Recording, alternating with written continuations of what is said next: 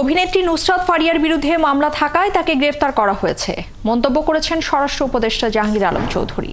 এ নিয়ে সংস্কৃতি উপদেষ্টার মন্তব্য ব্যক্তিগত বলেও জানিয়েছেন তিনি। এদিকে মে মাসের মধ্যে গার্মেন্টস শ্রমিকদের বোনাস ও 3 জুনের মধ্যে বেতন পরিশোধের সিদ্ধান্ত হয়েছে বলেও জানান তিনি। সচিবালয়ের আইন শৃঙ্খলা সংক্রান্ত উপদেষ্টা কমিটির সভা শেষে এসব কথা জানিয়েছেন উপদেষ্টা। শারমিন নীরা রিপোর্ট। কালার এক্সপার্ট, জর্জ স্যাপ এবং মাইল্ড অন হ্যান্ডস টেকনোলজি সমৃদ্ধ অরিক্স ক্রিস্টাল ওয়াশ আপনার লন্ড্রি এক্সপার্ট। একদিন আগেই অভিনেত্রী নুসরাত ফারিয়াকে এয়ারপোর্ট থেকে আটক করে পুলিশ। সোমবার সচিবালয়ে আইন শৃঙ্খলা সংক্রান্ত উপদেষ্টা কমিটির বৈঠক শেষে তার গ্রেফতারের বিষয়ে সাংবাদিকরা প্রশ্ন করলে স্বরাষ্ট্র উপদেষ্টা জানান, মামলা থাকায় তাকে গ্রেফতার করা হয়েছে।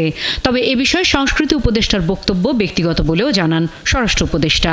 যার যার ব্যক্তিগত মত প্রকাশের স্বাধীনতা তো সবাই। এখন তার নামে যদি কেস থাকে আপনি কি করবেন?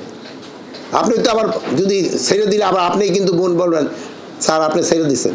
এদিকে ঈদুল আজহার আগেই গার্মেন্টসের বেতন বোনাস পরিশোধের সিদ্ধান্ত হয়েছে বৈঠকে জানান স্বরাষ্ট্র উপদেষ্টা। গার্মেন্টসের ক্ষেত্রে তাদের সব গার্মেন্টসের নাম বোনাসটা মে মাসের ভিতরে দিয়ে দিতে হবে।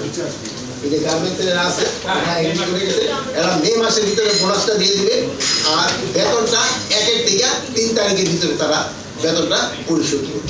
এবার সড়কে কোনো পশুর হাট বসবে না উল্লেখ করে বলেন, গরুর হাটের ভেতরে ট্রাক নিয়ে তারপর পশু নামাতে হবে। গাড়িগুলো যেটা আছে গরু দিয়ে নামাবে এটা রাস্তায় নামাইতে পারবে, তাদের ভিতরে নিয়ে যেতে হবে, হাটের ভিতরে নিয়ে নামে।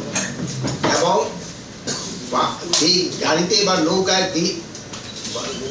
ট্রাক বা নৌকায় যে গুলি আসতে গরু আগেই তারা ওই ব্যানার দিয়ে দিতে হবে তারা কোন হাটে গিয়ে এটা নামাবে। ঈদের আগে 5 দিন ও পরে 3 দিন বন্ধ থাকবে বাল্কহেডের চলাচল।